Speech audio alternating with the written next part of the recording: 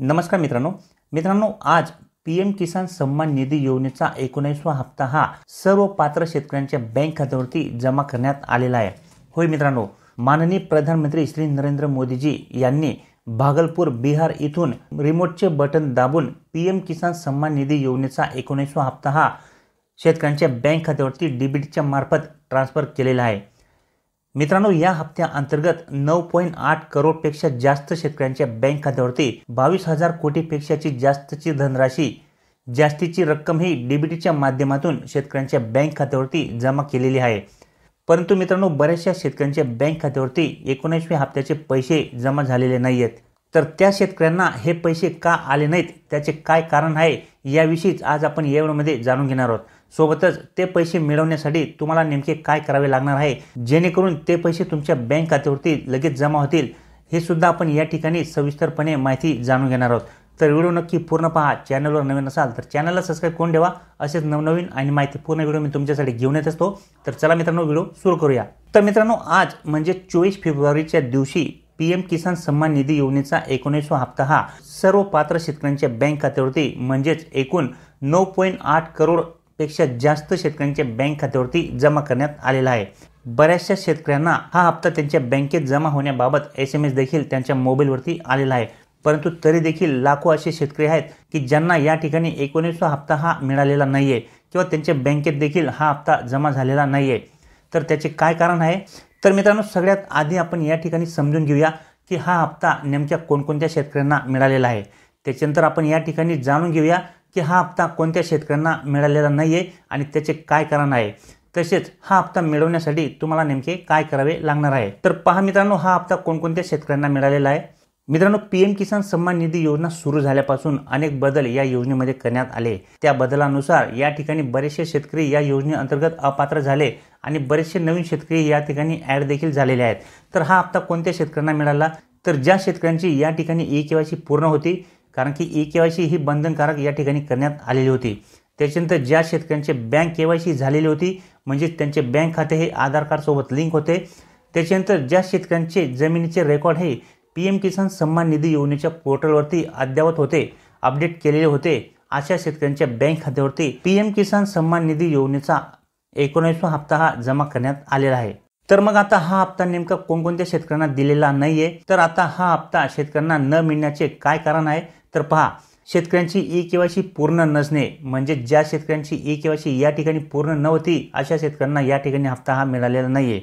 त्याच्यानंतर ज्या शेतकऱ्यांनी आपली आहे ती जमीन विकलेली आहे, म्हणजेच मित्रांनो, ज्या जमिनीवरती तुम्ही पीएम किसान सन्मान निधी योजनेचा लाभ घेत होते आणि पोर्टलवरती ती जमीन तुम्ही रजिस्टर केलेली होती, ती जमीन तुम्ही काही कारणास्तव दुसऱ्याला विकलेली असेल, तर तरी देखील या ठिकाणी तुम्हाला तुमचा लँड शेडिंग जो काही ऑप्शन आहे तो नो झालेला असतो। त्यामुळे या ठिकाणी तुम्हाला हप्ता हा आला नसेल। त्याच्यानंतर जमिनीवरती फेरबदल करणे, तुमच्याकडे जी जमीन आहे, ज्या जमिनीवरती तुम्ही पीएम किसान सन्मान निधी योजनेचा हप्ता घेत आहे, कारण की या ठिकाणी पीएम किसान सन्मान निधी योजनेचा लाभ घेण्यासाठी शेतकऱ्यांकडे जमीन असणे, शेत जमीन असणे ही आवश्यक आहे। आणि त्या जमिनीवरती जर तुम्ही काही फेरबदल केलेला असेल, म्हणजेच तुम्ही वारीस लावले असेल, वारीस कमी केले असेल किंवा त्या ठिकाणी तुम्ही वाटणी केलेली असेल, तर अशा कंडिशनमध्ये देखील तुम्हाला या ठिकाणी तुमचा लँड शेडिंग ऑप्शन जो काही आहे तो नो झालेला असतो। त्यामुळे तुम्हाला तुमच्या सध्याची स्थितीची जमीन जशी आहे ती जमीन पीएम किसान सन्मान निधी योजनेच्या पोर्टलवरती अपडेट करणे हे आवश्यक असते आणि ते जर तुम्ही केले नसेल तर तरी देखील या ठिकाणी तुम्हाला हप्ता हा आला नसेल। त्याच्यानंतर एकाच घरात 2 लाभार्थी असणे, जर तुम्ही एकाच कुटुंबातून 2 लाभार्थी या योजनेचा लाभ घेत असाल तरी देखील या ठिकाणी तुमचा दोघांचा लाभ या ठिकाणी बंद झालेला असेल, कारण की आता या ठिकाणी कुटुंबाची रेशन कार्डवरती फक्त एकाच लाभार्थीला लाभ हा घेता येणार आहे, 2 लाभार्थी या ठिकाणी चालणार नाहीत।